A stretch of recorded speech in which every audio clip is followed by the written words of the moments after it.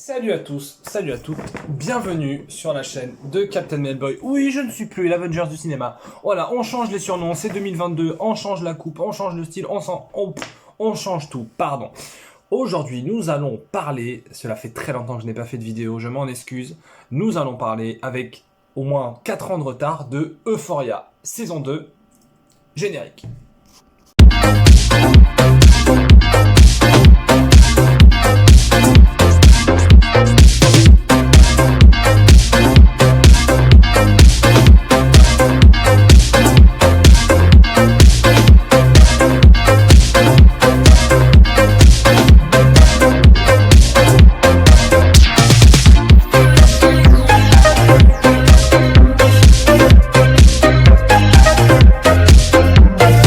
Euphoria saison 2 est donc toujours réalisé par Sam Levinson, qui est donc le fils de Barry Levinson, réalisateur de Rain Man, et toujours tenu par Zendaya et toute une pléiade d'acteurs, hein, Jacob Elordi dans le rôle de Nate, on a également...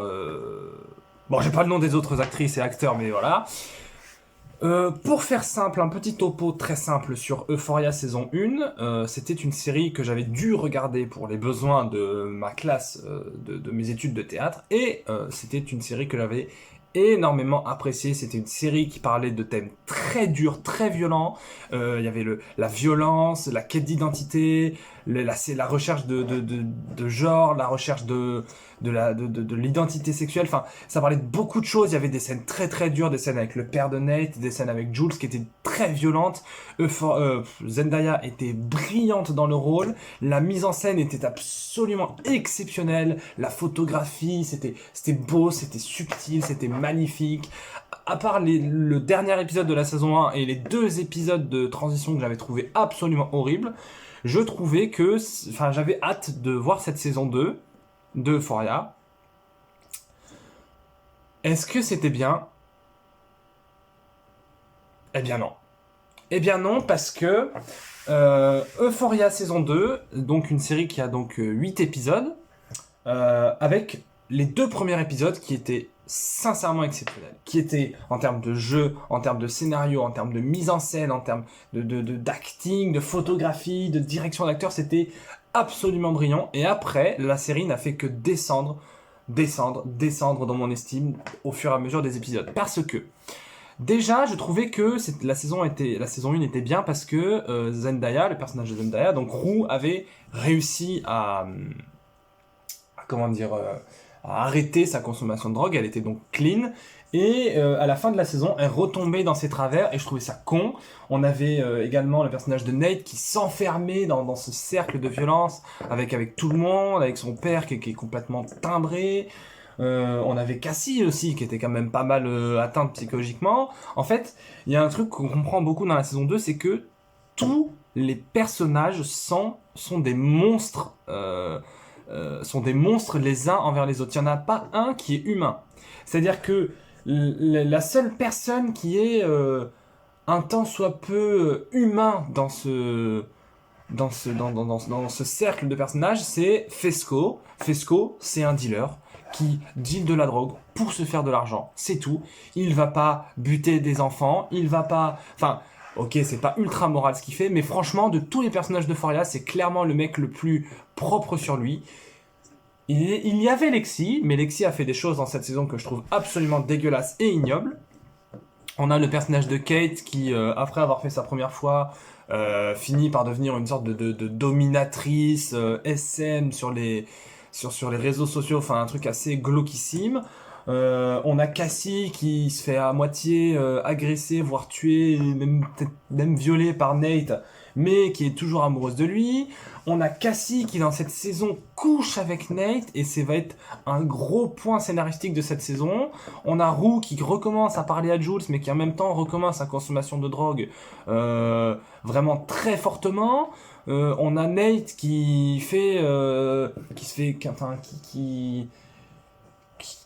s'enferme dans une violence et dans une spirale dont il ne pourra pas sortir. Finalement, le seul personnage qui devient humain, c'est Jules en fait, parce que Jules n'a rien fait dans cette saison. Jules n'a fucking rien fait. C'est-à-dire que Jules, elle s'est fait larguer par Roux, elle repart la Roux, elle dit à la mère de Roux qu'elle consomme des drogues, et fin. Elle ne fait rien cette saison. C'est tout. Je vous assure que c'est tout. Donc, je trouvais que, en fait, le problème, c'est que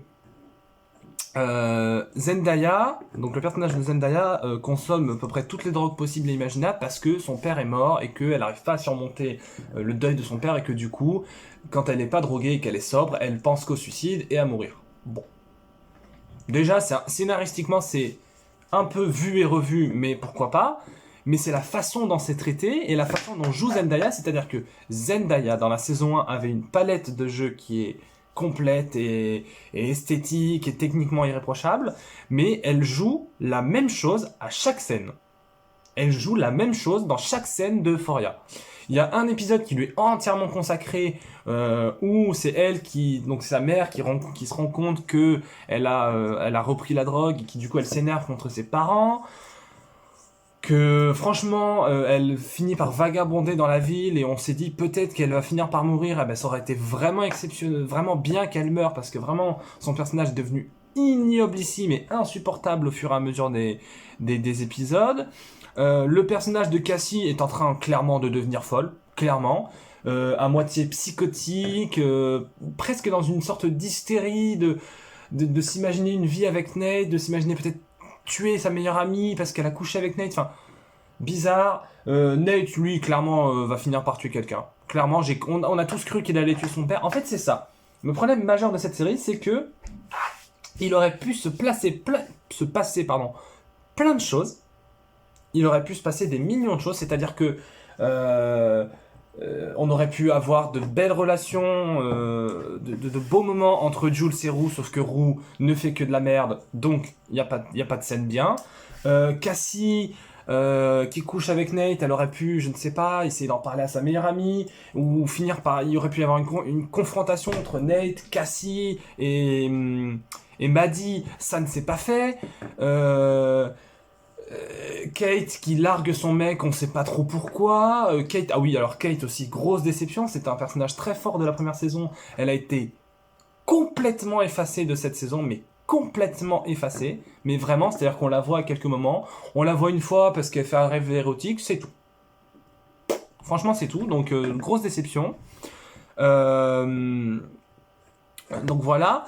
En fait, il y a aussi Fesco qui... Bon, Fesco, pour le coup, il lui arrive des choses. C'est peut-être le seul personnage qui a une véritable évolution entre la première saison et la deuxième saison. Il se passe des choses avec la police, il se passe des choses avec son petit frère.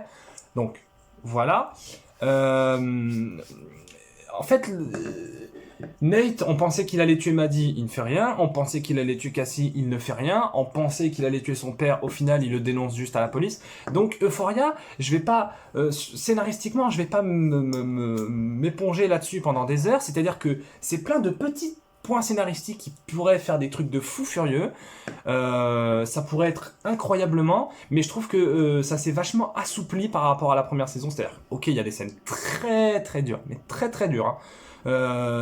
La scène quand le père de Nate explique à ses enfants qu'il est gay, qu'il trompe sa mère, enfin tout ça, qu'il est désolé d'avoir été comme ça avec ses enfants. Il y a quand même des scènes très très dures, mais par rapport à la saison 1, c'est quand même bien calme, hein, je trouve. Ce n'est que mon opinion. Après, techniquement, c'est pareil. Dans les 2 premiers épisodes, il y avait un éclairage, il y avait une mise en scène, il y avait un rythme de montage, il y avait de la musique. La BO de la saison 1 d'Euphoria, c'était formidable. Les maquillages, les costumes, la façon dont les personnages bougent dans le décor, les décors étaient formidables. Là, c'est générique, c'est réaliste, il n'y a plus rien du tout. Il n'y a plus... Oui, il y a des petits moments où il y a une petite scène où tu dis « Ah, bah là, c'est bien filmé », ou « Là, j'aime bien ce plan », ou « Là, j'aime bien cette musique ». Mais de manière générale, les musiques, il y en a plus trop. En fait, c'est une série qui perd son énergie. C'est une série qui a perdu sa force créatrice, qui a perdu son âme. Je trouve ça très dommage. J'ai très très peur pour la saison 3 parce que franchement, la fin de la saison 2 était assez ignoble, un peu comme la fin de la saison 1. C'est-à-dire que, ah oui, j'ai pas parlé du plus gros truc de cette série. Il y a un épisode, enfin un double épisode, donc 2 épisodes de 1 heure, où Lexi, donc la sœur de Cassie, fait une pièce qui, en gros, raconte Euphoria, c'est-à-dire qu'elle raconte le fait que Rue se drogue, elle raconte le fait que Nate soit gay, le fait que Cassie ait pris de la drogue lors de la fête foraine, enfin... En fait, elle raconte sa vie de personnage de l'ombre qui a toujours envié les autres, qui a toujours voulu être comme les autres. Et ça, c'était intéressant, sauf que Lexi, tout comme Fesco, était le seul personnage à peu près humain et gentil de Euphoria. C'était le personnage qui avait pas trop de problèmes. Et au final, elle se crée des problèmes pour se mettre en lumière. Et c'est devenu la connasse numéro 1. Et donc, du coup, dans la saison 3, personne ne sait ce qui va lui arriver.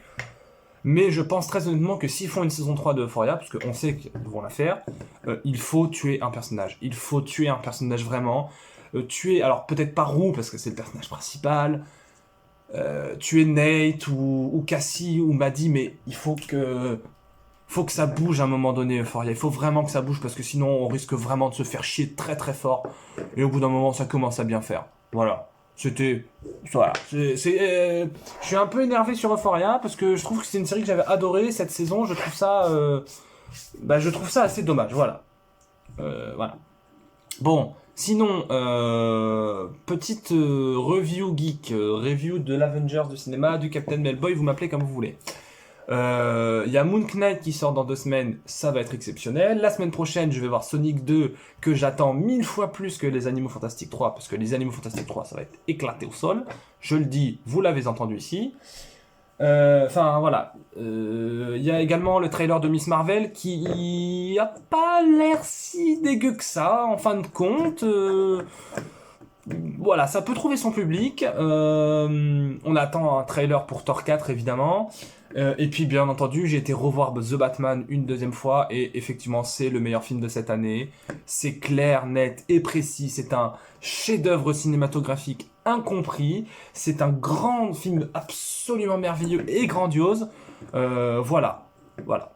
Allez, c'était Captain Melboy. On se dit à bientôt pour de nouvelles vidéos sur Sonic 2 la semaine prochaine. Allez, au revoir.